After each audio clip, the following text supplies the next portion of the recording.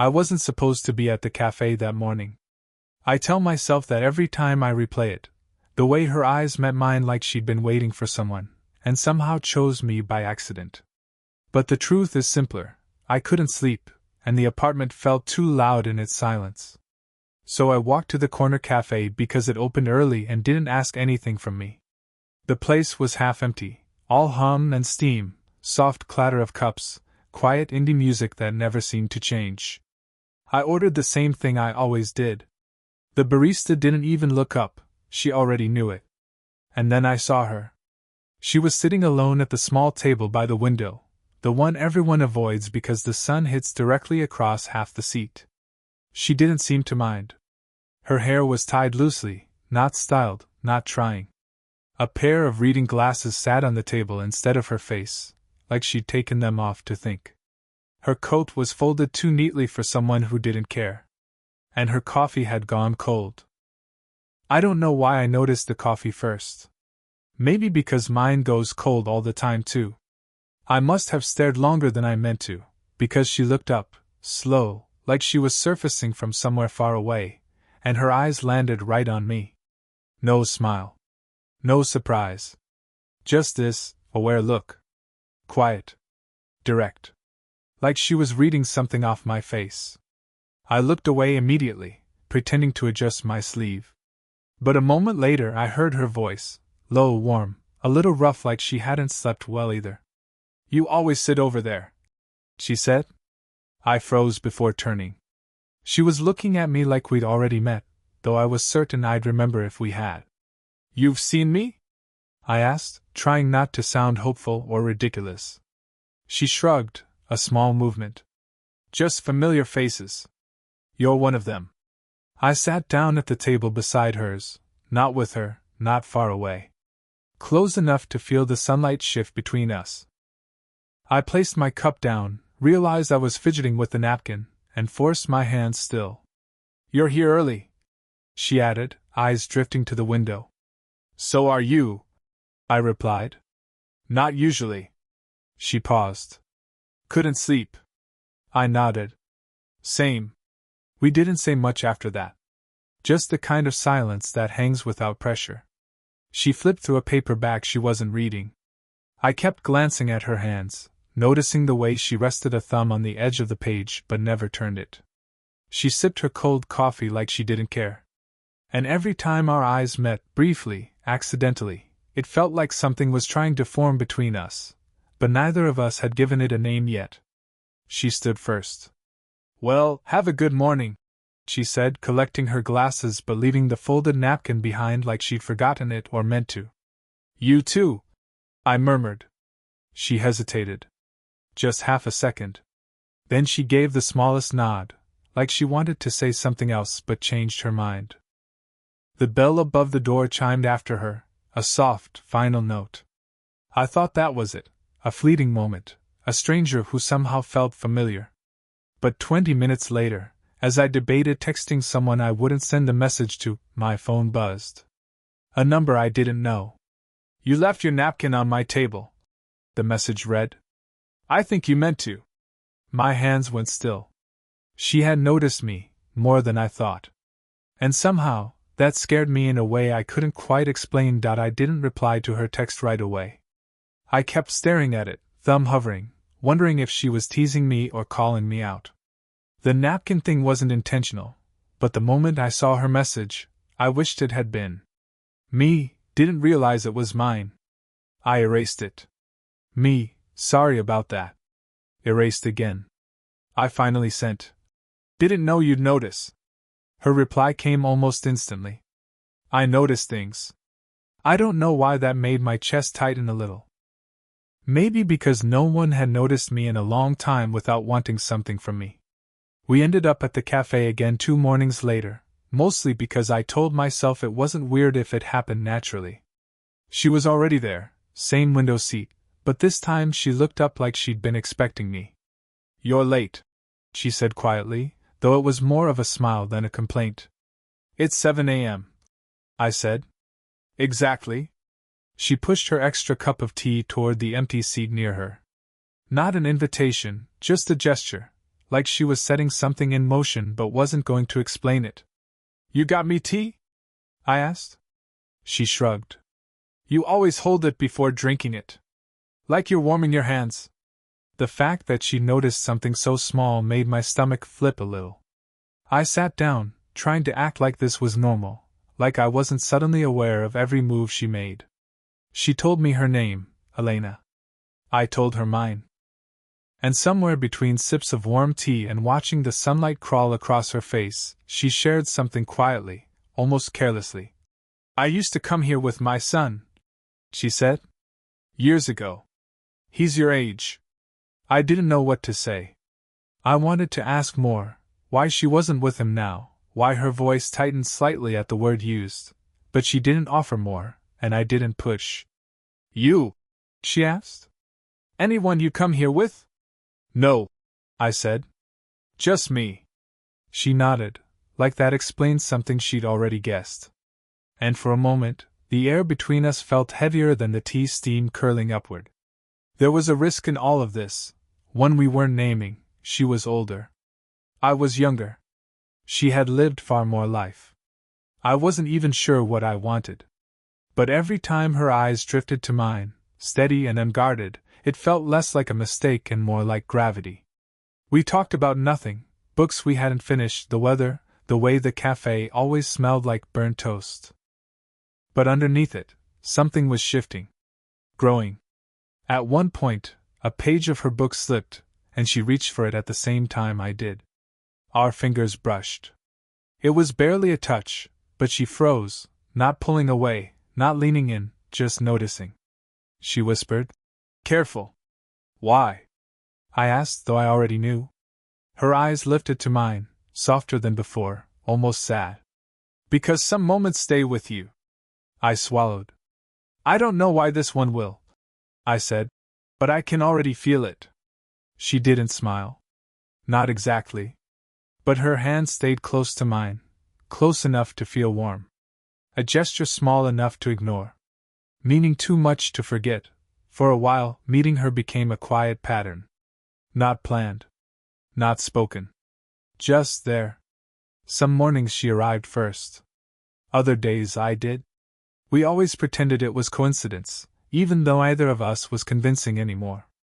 But then, one morning, she wasn't at the window seat. I tried to ignore the way my stomach dipped. Ordered my usual. Sat where I always sat. Waited, pretending not to. 10 minutes passed. 15. I told myself she didn't owe me anything, that this wasn't a routine, just two people sharing silence. But the empty space across the cafe felt louder than any alarm. She walked in 20 minutes late, coat still half-buttoned, eyes searching before she tried to hide that she was looking for me. You're early, she said, slightly out of breath. You're late, I countered. Her smile didn't quite reach her eyes. Something was off. We talked, but it felt thinner, like she was carefully stepping around something I wasn't allowed to see. She stirred her tea twice, then again, as if she'd forgotten she already had. You okay? I finally asked. She paused, too long. Just tired. But when she said it, she didn't look tired. She looked conflicted. Like someone had told her she shouldn't be here. At one point, a guy my age walked in, someone I vaguely knew from classes. He nodded at me, then at her, doing a double take. Your mom? He asked casually. Before I could answer, she stepped in. No, she said quickly. Just a friend. Something in the way she said friend made my throat tighten. Too quick. Too defensive. Too aware of how this looked. The guy shrugged and moved on, but the mood didn't recover. She started gathering her things early, no explanation. You're leaving? I asked. I have errands, she said, but her voice didn't match the words. She wasn't meeting my eyes now, like she was afraid I'd read something in them. Elena. She froze when I said her name. Completely still. Then she slowly sank back into her seat, sighing like she'd been holding her breath all morning. This, she murmured. I don't know where it's going. I swallowed. Does it need to go somewhere?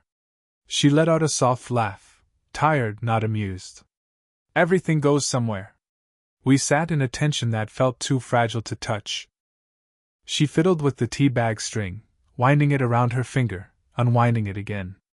She wouldn't look at me, but she didn't leave either. I just, she said, then stopped. What? I whispered. She drew in a breath, as if preparing to step into something risky. Sometimes I feel like I'm forgetting how old I am when I talk to you. My pulse jumped. You don't look your age, I said quietly, honestly. That's not the point, she murmured. She finally looked up, eyes searching mine, not for answers, but for permission. Or maybe reassurance. I couldn't tell. The air between us narrowed. Her hand shifted toward mine, stopping just shy of touch. She didn't pull away. For half a second, maybe less, she leaned in, just slightly, like her body moved before her mind could stop it. Elena, I whispered, barely sound. She closed her eyes, a soft, aching pause, and shook her head almost imperceptibly. Not yet, she breathed. But she didn't move away. And that made it worse. Or better. I couldn't decide. We started taking walks. Not planned, just extensions of the mornings when neither of us was ready to go home yet. The cafe emptied around us, and somehow we'd end up outside, matching each other's pace without speaking about it. That Thursday, the air was colder than usual. She wrapped her scarf a little tighter. I kept my hands buried in my jacket pockets so I wouldn't be tempted to reach for hers. We walked toward the small park behind the bookstore, quiet, half forgotten. A single bench faced an old fountain that hadn't worked in years. She sat first, brushing a leaf aside like she needed her hands busy. You were quiet today, she said. So were you. She gave a small, dry laugh. We're both terrible at pretending nothing is happening. I didn't respond. I didn't trust my voice. A group of students walked by, probably my age, joking loudly, not noticing the world around them. She watched them, jaw tightening slightly. Something flickered across her face. Something like distance. Or maybe a reminder of how different our paths had been. Elena, don't, she said softly, not unkindly. I'm trying to hold myself together. The words hit deeper than I expected. I sank beside her on the bench, leaving a careful inch between us, the kind of space you leave when you don't trust yourself. She kept her eyes on the fountain. I saw you talking to that girl earlier, she murmured. It took me a second. At the cafe? She was just asking about class. That's not what I meant. Her voice was tight, quieter. You looked comfortable. I turned toward her. Are you jealous? She inhaled sharply, not offended, but startled. Caught. That's the problem, she whispered. I shouldn't be. Her fingers trembled slightly as she brushed them against her scarf. A tiny movement, but enough for me to see the fear behind it. I don't know what this is, she continued. But it's making me forget the parts of myself I used to be so sure of. I let the silence settle before speaking. I think I'm scared too. She looked at me then, really looked, and for a moment, everything she'd been hiding showed in her eyes. Loneliness. Want. Guilt. All folded together like she didn't know how to separate them anymore. I keep telling myself to stop, she said, voice barely audible. To keep you at a distance. You're 25. You have a whole life waiting for you. And I'm. She didn't finish.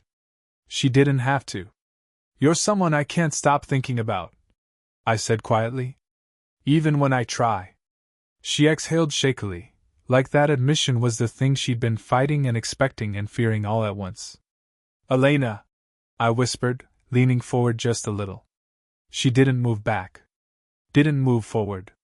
Her knee brushed mine, not an accident, not quite intentional, and she closed her eyes as if that tiny contact was too much. Tell me to walk away, I said. And I will. Her lips parted, breath catching. I can't, she murmured. The wind rustled the leaves above us. A small, natural sound, but it felt like the world shifting. I leaned in, slowly, giving her time to stop me. She opened her eyes. Everything in them said yes. Everything in her fear said don't. Right before our foreheads touched, she whispered, "What happens if we don't stop?" The next morning, she didn't come. I told myself she was busy, overslept, needed rest. But by the third empty chair, the third untouched teacup I let go cold across from me, hope started feeling less like hope and more like denial wearing nice clothes. I didn't text her. Not because I didn't want to, but because I didn't know what version of her would answer. Or if she would at all. On the fourth day, she finally replied to a message I hadn't sent. It showed up at 7:12 a.m. "I won't be at the cafe today." Just that. No greeting. No explanation. No warmth tucked between the lines. She might as well have drawn a thin line in the sand. I read it over and over, thumb hovering above the keyboard, thinking about what had happened on the bench, her breath catching, her voice shaking, her question hanging between us like a held note: what happens if we don't stop? But now, she had stopped. Or was trying to. I went to the cafe anyway, habit or hope or something in between, and the silence felt heavier without her. Even the barista asked, half teasing, "No Elena today?" I tried to play it off. "Guess not." But her name felt fragile in my mouth, like saying it too loudly might break something. On my way out, I saw her. Not inside, across the street, standing by her car. Coat wrapped tight. Eyes down. She saw me too. I could tell by the way she stiffened, not moving closer, but not getting in her car either. We stood there, separated by traffic and whatever fear had taken root between us. I almost crossed. Almost. But she looked away first. Quickly. Sharply. Like she trained herself not to let her heart get caught on mine again. I didn't approach. I didn't wave. Didn't call out. I respected the space she was drawing, even if it felt like swallowing something sharp. Hours later, the real blow came, not from her directly, but through an overheard conversation in the cafe. Two older women chatting at the counter. "That poor woman," one said. "Divorce is messy enough without the son choosing to stay with the father." The name Elena slipped between their sentences, so casually they didn't notice how it lodged in my chest. She hadn't told me. About the divorce. About her son staying away. About the loneliness making her quiet in ways I hadn't understood. And maybe she wasn't ready to. Maybe getting close to me felt too much like betrayal, not of him, but of a version of herself she was still trying to piece together. When I went home that night, I opened a message window. Typed, "You don't have to explain anything. Just don't disappear." I stared at it long enough for the screen to dim. Then I deleted every word.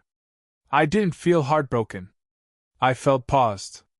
Like life forgot to finish the sentence, and left me waiting for the rest. A week passed before anything shifted. 7 mornings without her. 7 cups of tea cooling untouched across from me. 7 moments where I almost texted her and didn't. By the 8th morning, something inside me settled, not acceptance, not defeat. Just the sense that silence wasn't protecting either of us anymore. So I walked to her building. Not dramatically. Not with some rehearsed speech in my head. Just walked. Because some things shouldn't be left unfinished. Her apartment was on the 2nd floor, a small corner unit overlooking a narrow street. I could see her kitchen light through the window, warm, steady, the kind of glow that felt lived in. I stood outside her door for a full minute before knocking. My hand hovered like I was waiting for permission that wouldn't come. The door opened halfway. She looked tired. Not unwell, just worn in a way that comes from thinking too much and sleeping too little.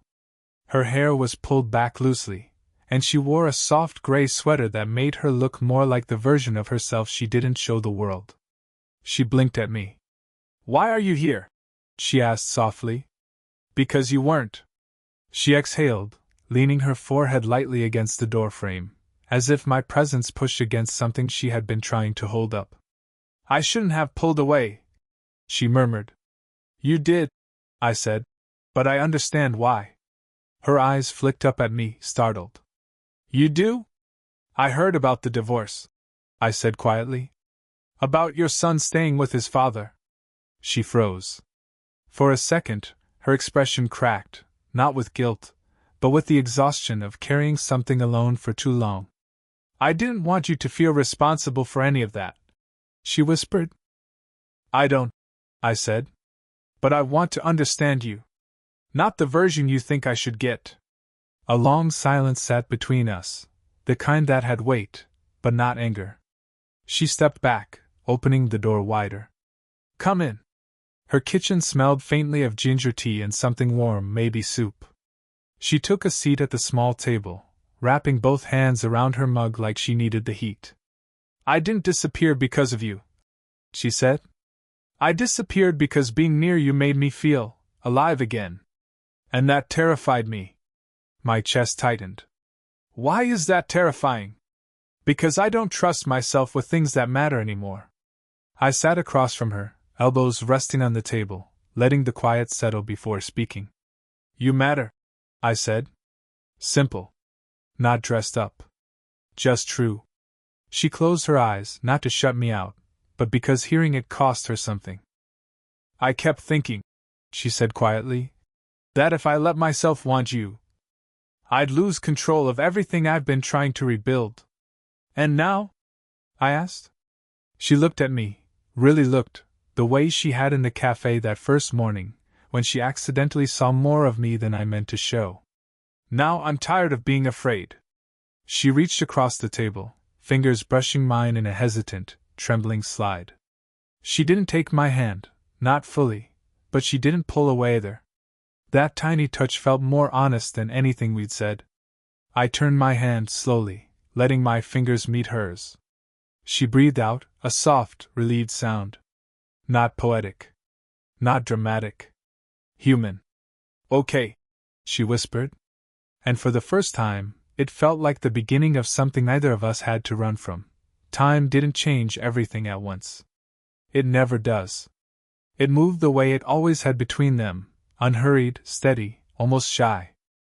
Weeks slipped into months, routines stretching and reshaping themselves until the new ones felt like they'd always been there. They still met at 8:47 a.m., though either of them talked about it anymore. It wasn't planned. It never had to be. Some mornings she arrived first, sitting on their bench with her hands wrapped around a cup of tea that steamed softly in the cold air. Other mornings he'd already be there, half awake, half smiling, drinking his black coffee the way he always did, no sugar, no fuss, no need to explain.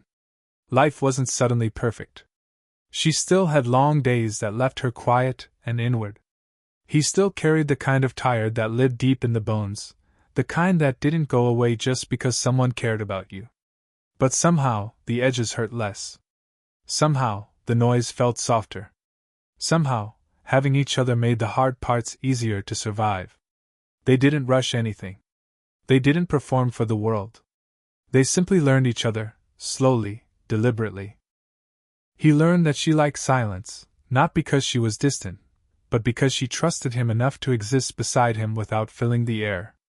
She learned that he noticed everything, tiny shifts, hidden worries, the way her fingers curled when she was overwhelmed.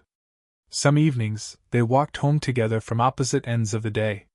He'd talk in low, warm tones about the things that frustrated him, and she'd listen with her whole body turned slightly toward him, as if steadying him just by being there. Other nights, neither of them spoke. They didn't need to. Their moments were small, but they mattered. Like when she started keeping an extra tea bag in her bag, just in case, and pretended it wasn't for him. Like when he started sitting on the right side of the bench because he knew she preferred the left. Like when she stayed 1 minute longer. Then 2. Then all the way until the bus she usually caught became the bus she didn't mind missing. One morning, as winter faded into the soft promise of spring, he passed her a cup, her tea, the exact way she liked it. She blinked, surprised, then laughed under her breath. He didn't say anything. He didn't need to. It was just another quiet thing that meant everything. Later, as they walked away from the bench side by side, she brushed her hand against his. Not holding. Not claiming. Just touching. The smallest confirmation that this slow, steady thing between them was real. He didn't pull away. He just looked at her with that tired, warm look he saved only for her and said softly, almost shy, "Same time tomorrow?" She nodded. Same time. It wasn't a confession. It wasn't a promise. It was something better, the kind of love that simply stayed. And as they crossed the street together, she whispered something only he could hear, something that would never mean anything to anyone else. 8:47 still feels right. Did this story stay with you? Tell me, what kind of quiet, real, slow-burning love story do you want next?